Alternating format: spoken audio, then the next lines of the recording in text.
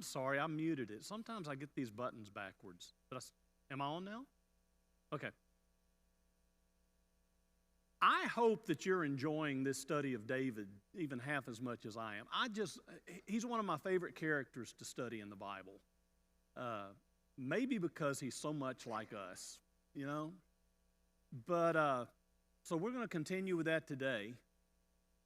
So on March 24th, 1991, one of the oldest and largest redwoods in California crashed to the ground. This redwood was known as the Dyerville Giant. And here's a picture of it. That's probably not looking, this is from the roots, from the bottom after it's fallen. Look at that guy taking a picture. You can barely see him down at the bottom. This tree stood 362 feet high, which is the equivalent of a 30-story building. Its diameter was 17 feet, as you can see. Its circumference is 52 feet. Experts estimated that it weighed over 1,000,000 pounds, and it was about 2,000 years old. And when it hit the ground, a person who lived within a mile of it said it sounded like a train crash. And vibrations were felt 10 miles away. How the mighty have fallen. In a similar way, Saul's death was momentous. His kingship came to a crashing end, and news of his death vibrated throughout Israel and Philistia. We looked at that last week, and now we're in 2 Samuel today. 2 Samuel chapter 1. The first story in the book of 2 Samuel reminds me of another story that I want to tell you, and then I want you to keep that in mind as we get to the story in 2 Samuel. So back during World War II, the story was told about a young pilot who was stationed on an aircraft carrier. And he was kind of known for everything he touched went wrong. You ever known one of those people? But he was given a mission, and everything seemed to be going well. On this mission, he spotted and sunk a Japanese warship. And then he shot down 3 Japanese Zeros. But he was out of ammunition, and he was nearly out of fuel. And so he was trying to return to his aircraft carrier, but he couldn't find it. And finally, he broke through the clouds, and he saw an aircraft carrier. And he landed, and he nailed the landing, best landing he had ever made.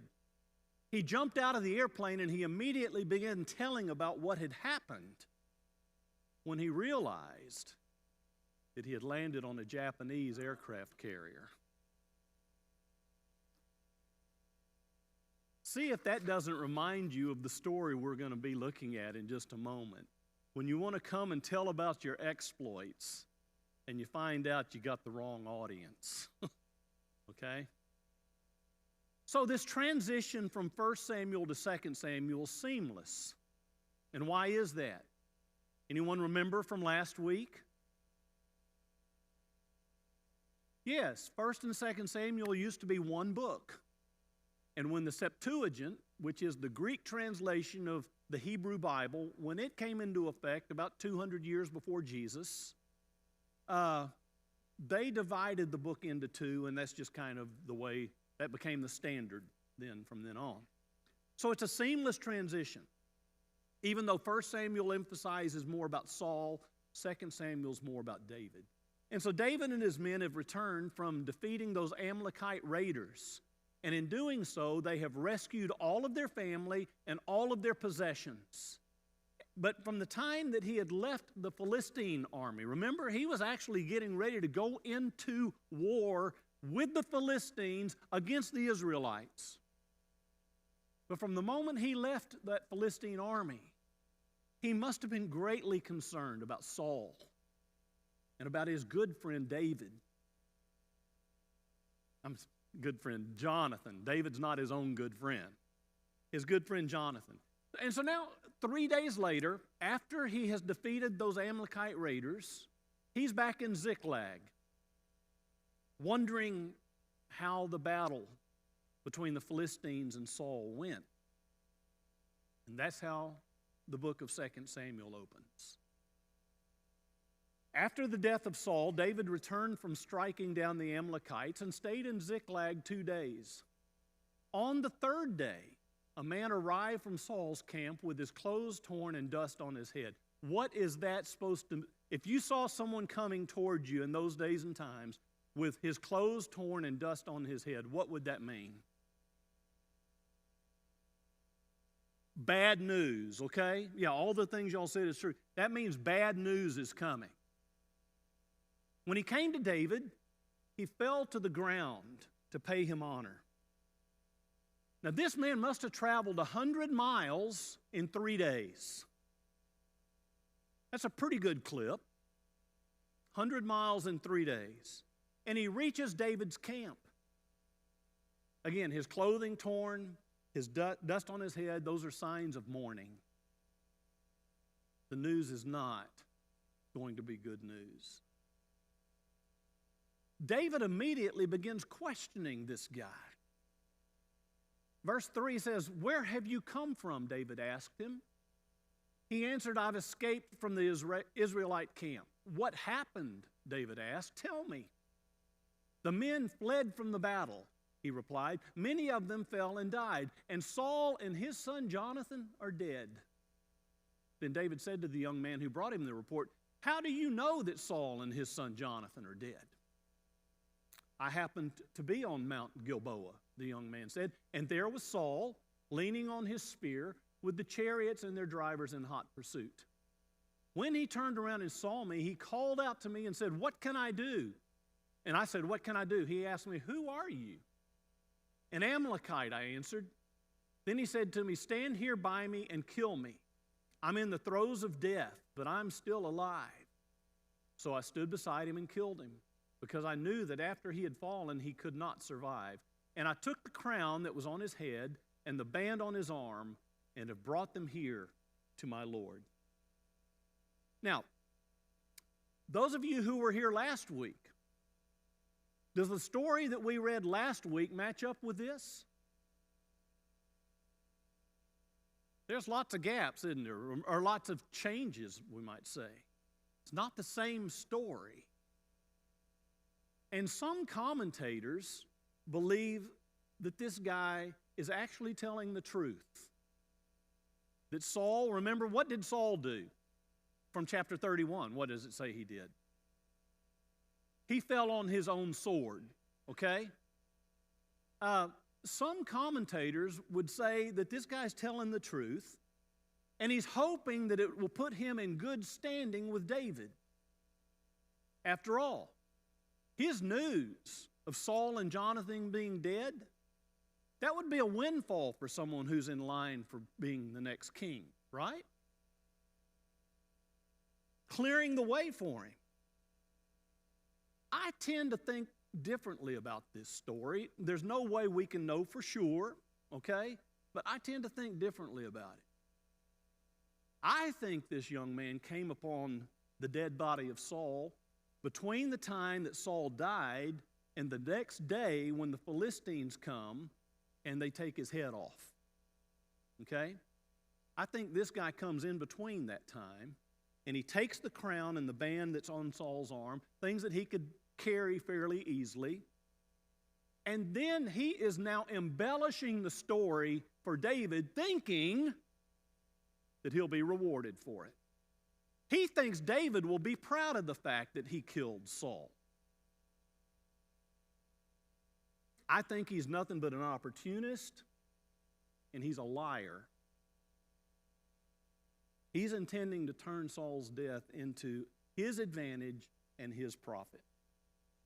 Now, that's what I think. Doesn't really matter. But then verse 11 says, "Then David and all the men with him took hold of their clothes and tore them. They mourned and wept and fasted till evening for Saul and his son Jonathan. and for the army of the Lord, and for the nation of Israel, because they had fallen by the sword. David's grief is genuine. Nowhere in Scripture do we read of David ever saying anything inappropriate to Saul or about Saul. Well, that's pretty amazing, isn't it? Saul had haunted him for more than 7 years, hunting him, trying to kill him, made numerous attempts on his life. And yet David is genuinely sad over Saul's death. Then you add to that David's grief over Jonathan. Some might have seen this as a positive. Some of his soldiers might have seen it as a positive. Hey, our adversaries are out of the way now. They've erased any opposition to David becoming king. But David doesn't see it that way. And you know what? Jonathan hadn't seen it that way either. Outside of Samuel, who anointed David, Jonathan's really the first person we know of who recognized that David's going to be the next king and not me, and Jonathan rejoiced in that. So you've got David mourning over Saul, you've got him mourning over his good friend David, and then you add to that he's mourning over Israel, who have suffered at the hands of God's enemies. And so David is grief-stricken. He's devastated. And he leads his men in a time of grieving and mourning. Now remember, some of these men had encouraged David to kill Saul when he had a chance. But now they too are mourning for Saul. And they fast until evening. Now, apparently this young Amalekite has no intention of leaving until he's rewarded. And so my guess is, he's brought Saul's crown, he's brought Saul's armband, he's expecting some kind of reward from this king-to-be. And so he's hanging around, probably playing Candy Crusher or something on his iPhone. He's just hanging out, waiting until they finish their time of mourning. If this guy had been smart, he would have gotten out of Dodge. So after they've grieved, it says David said to the young man who brought him the report, "Where are you from?" Doesn't David already know this? Why is he asking again? You've seen enough police shows to know you keep asking a person to see if they're going to get tripped up in their answer. I am the son of a foreigner, an Amalekite, he answered. Did you notice? That's a little bit different than what he had said before. David asked him, "Why weren't you afraid to lift your hand to destroy the Lord's anointed?" So this guy, when he first came, he's almost bragged about the fact that he's killed Saul. He's spoken lightly about the death of Jonathan. And so David's asking him a second time, "Where are you from?" David is no doubt wondering, how is it that an Amalekite could have been in the camp of the king? That doesn't make sense. And I bet this messenger is beginning to feel a little bit uneasy about this point. And so this time he said, "Oh, I'm the son of an Amalekite." He doesn't realize that he's put a noose around his own neck. He's cooked his goose when he boasted about killing the Lord's anointed. Or, let me rephrase that, claimed to have killed the Lord's anointed. And he condemned himself by his own words. And so the next thing we know says, then David called one of his men and said, go strike him down. So he struck him down and he died. For David had said to him, your blood be on your own head. Your own mouth testified against you when you said, I killed the Lord's anointed. So, with that over, how do you react when you find out that somebody that you know has died?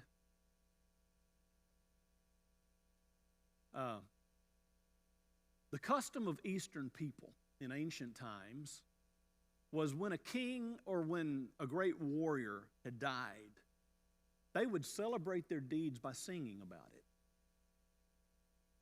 And so David, at this point, takes up a lament. He's eulogizing Saul, and he uses glowing terms.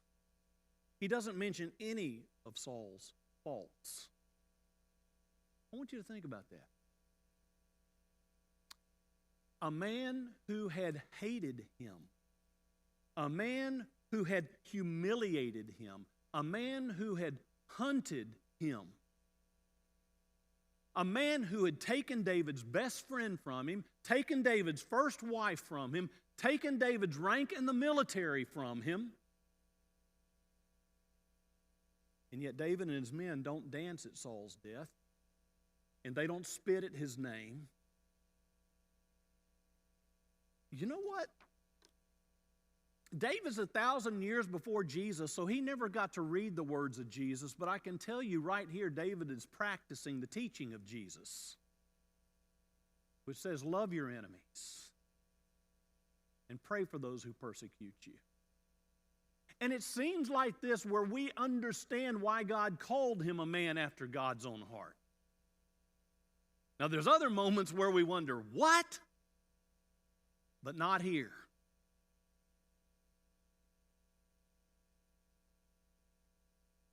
I've been preaching now for a long time. And I've done lots of funerals. And sometimes it's really hard to know what to say and not to say at a funeral.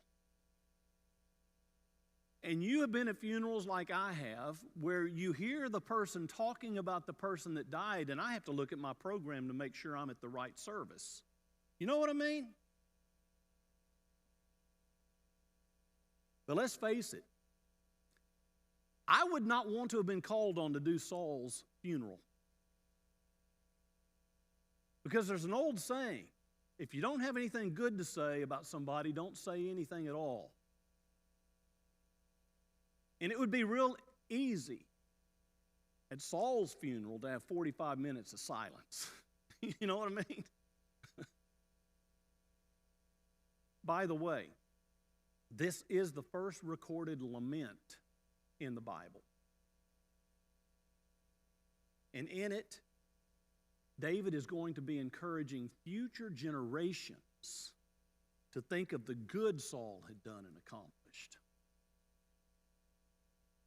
And so as we read this lament, I want you to listen to this refrain. How the mighty have fallen. How the mighty have fallen. Verse 17 says, David took up this lament concerning Saul and his son Jonathan, and he ordered that the people of Judah be taught this lament of the bow. It is written in the book of Jasher. By the way, there is another reference to something being in the book of Jasher. I can't remember right now what that was, but we've lost the book of Jasher. They once had it as a historical record. We don't have it anymore. But he speaks about this lament of the bow. And quite frankly, we don't know for sure what is meant by that. Maybe this is just the title that David gave this lament. But it might also suggest, quite likely suggest, that this be a song for Israel's fighting men to know by heart.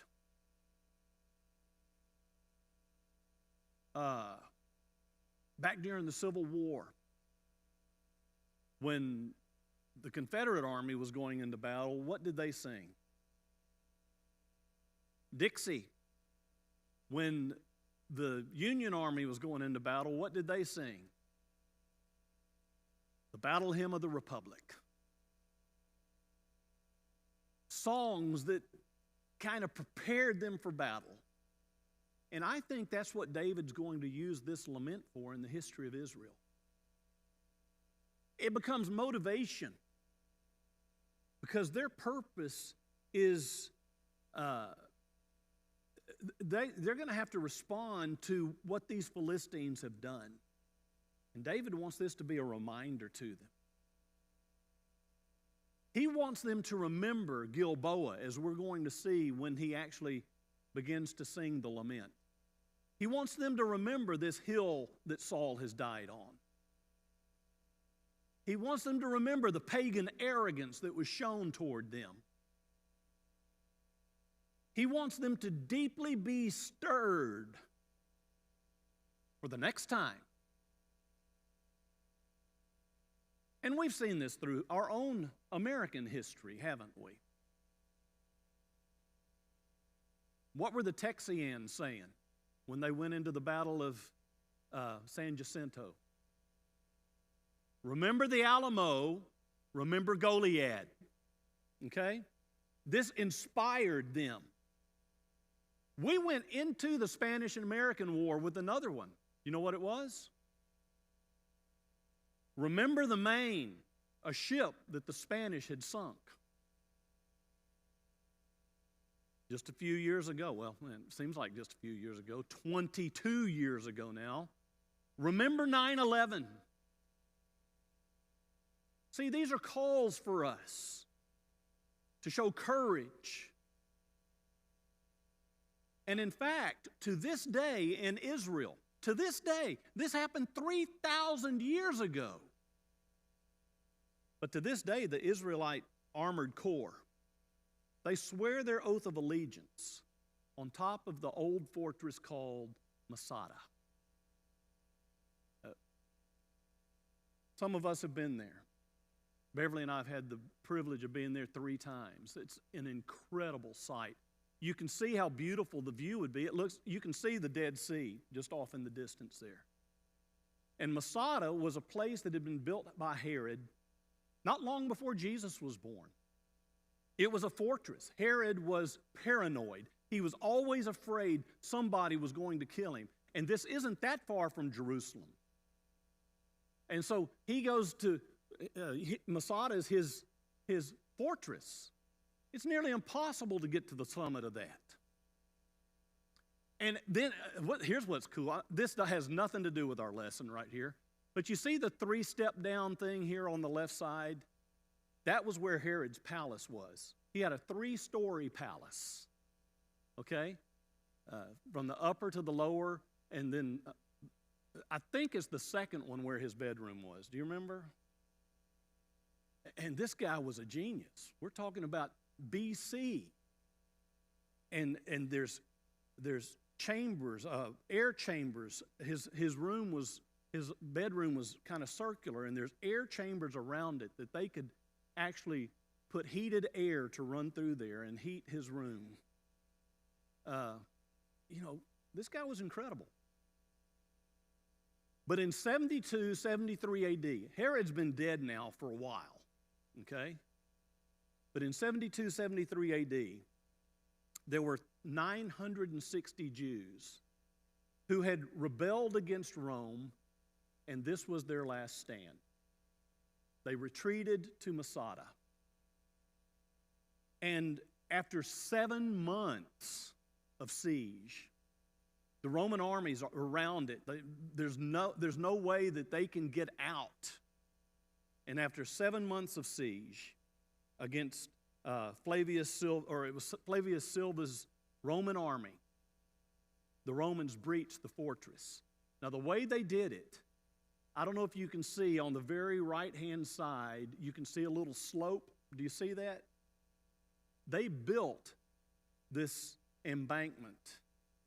They built a slope up And they were finally able, even though from the top they were throwing boulders and stones down at them as they're trying to make their way up, they were able to eventually get up there and breach Masada.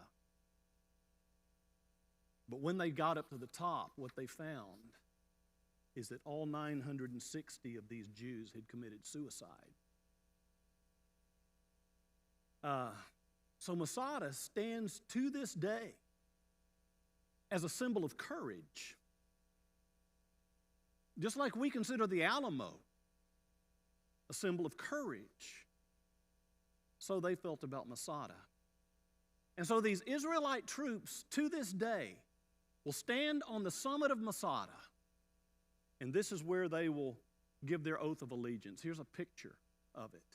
And you can see again off into the Dead Sea over there. This is something they still do to this day. And this is what they will say in that oath. Masada shall not fall again. And so you see, this is what David's doing in part with this lament. So let's read it. A gazelle lies slain on your heights, Israel. How the mighty have fallen. Tell it not in Gath, proclaim it not in the streets of Ashkelon, lest the daughters of the Philistines be glad, lest the daughters of the uncircumcised rejoice. Mountains of Gilboa, may you have neither dew nor rain, may no showers fall on your terraced fields, for there the shield of the mighty was despised, the shield of Saul no longer rubbed with oil. From the blood of the slain, from the flesh of the mighty, the bow of Jonathan did not turn back. The sword of Saul did not return unsatisfied. Saul and Jonathan, in life they were loved and admired, and in death they were not parted. They were swifter than eagles, they were stronger than lions. Daughters of Israel, weep for Saul, who clothed you in scarlet and finery, who adorned your garments with ornaments of gold. How the mighty have fallen. Jonathan lies slain on your heights. I grieve for you, Jonathan, my brother. You were very dear to me. Your love for me was wonderful, more wonderful than that of a woman. How the mighty have fallen. The weapons of war have perished. I want us to notice some things that David emphasizes in this lament. First of all, David says that the people of God are disgraced by the enemies of God. He says that in verse 20. Tell it not in Gath, proclaim it not in the streets of Ashkelon, lest the daughters of the Philistines be glad, lest the daughters of the uncircumcised rejoice. In that day and time, Ashkelon and Gath were two of the major cities of the Philistines. Second thing he does is he declares the very sight of the battle must mourn the loss of these mighty men. Verse 21, mountains of Gilboa, may you have neither dew nor rain, may no showers fall on your terraced fields. For there the shield of the mighty was despised, the shield of Saul no longer rubbed with oil. And again, we still do this. What's he really doing in effect with Mount Gilboa? Yeah, he's cursing it, but at the same time, he's making it a shrine in a way. He's making it a shrine, a place where they remember what happened. Last summer, Beverly and I we got to go to Hawaii, and we toured Pearl Harbor. What is Pearl Harbor? One of the worst things that ever happened in American history, and it's a shrine now. It's a shrine. And we've been to 9/11. We've been to Ground Zero 3 times. It's a shrine. And just recently, we went to San Antonio for my 65th birthday, and for about the 100th time in my life, I went to the Alamo. It's a shrine. Good things for us didn't happen at any of those places. But they're shrines. They're places to remember, to commemorate the loss of heroes. And I think that's, in effect, what David's doing with Mount Gilboa. Then third, David remembers Saul's generosity. He says in verse 23, Saul and Jonathan, in life they were loved and admired, and in death they were not parted. They were swifter than eagles. They were stronger than lions. No doubt, David is emphasizing the good, and he's overlooking the bad. Saul had even tried to kill Jonathan on a couple of occasions, right? And yet, Jonathan had been astonishingly faithful to his dad. Jonathan is the last line of defense between his dad and the Philistine army. He's there to the end. And then fourth, David recognizes Saul's positive accomplishments. When he says, daughters of Israel, weep for Saul, who clothed you in scarlet and finery, who adorned your garments with ornaments of gold. The economy did much better in Israel after Saul was king. And the borders, the security of the borders was increased during the time that Saul was king. But then the most tender part of this lament is when David turns his attention to his good friend Jonathan. And he says, how the mighty have fallen in battle. Jonathan lies slain on your heights. By the way, did you notice none of the other brothers are even mentioned? I mean, there were other brothers that were killed, but Jonathan and Saul are the ones that are named. I grieve for you, Jonathan, my brother. You were very dear to me. Your love for me was wonderful, more wonderful than that of women. How the mighty have fallen. The weapons of war have perished. I want you to notice David shifts the lament at this point to the first person. David is now saying, I am mourning. It becomes very personal at this point. And his comparison of Jonathan's love to that of a woman has been really abused. This is not about that. This is about faithfulness. About Jonathan's faithfulness to him.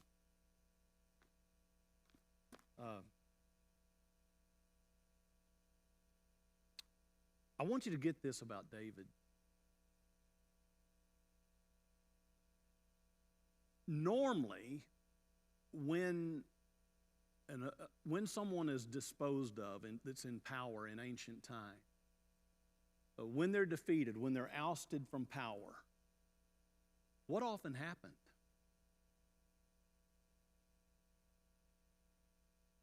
Their whole family would be killed off so that there would be no threat to the new regime. This was common practice. And not only that, history would be rewritten to paint the ousted family in negative ways so that they would be despised by the country. And David does just the opposite.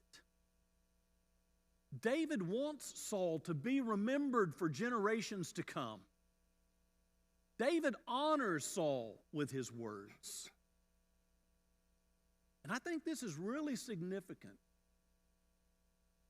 And again, we get a peek, at least, as to why this is a man after God's own heart. So,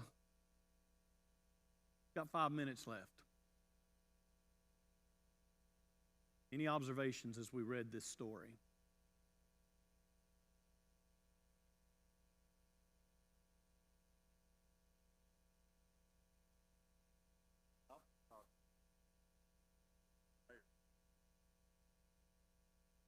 No, lament is just really your soul crying out in its pain, in its grief.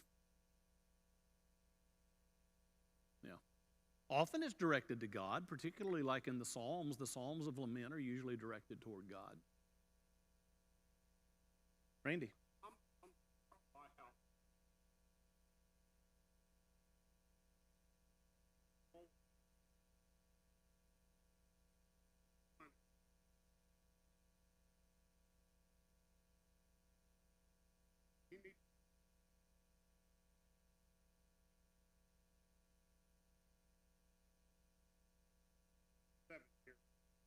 Mm-hmm.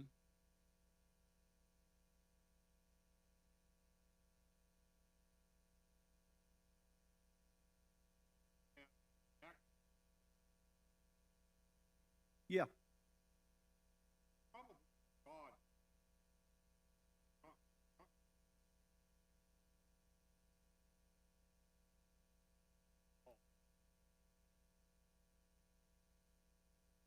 had really test in and our plan. Right. In fact, that happened. Yes. All but four. Mm-hmm. Mm-hmm. Yeah. Uh, it's going to prove to be very politically wise. I don't know that he was politically motivated in what he did. He may have been, but the end result is that he's speaking a unifying message that's going to make things better for him down the road. I'd like to think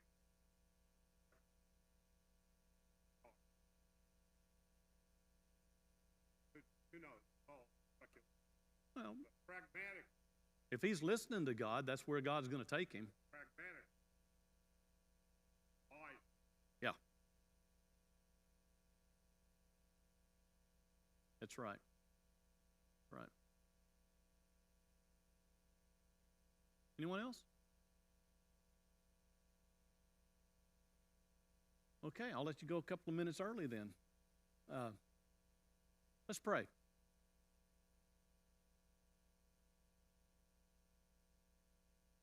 Father, I pray that we might all have a heart that is as humble and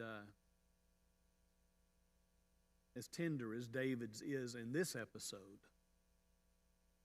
We know that that's not the whole picture, but neither is our life one incident the whole picture. But please help us, Lord, that we can have hearts that are in tune with you like his is right here.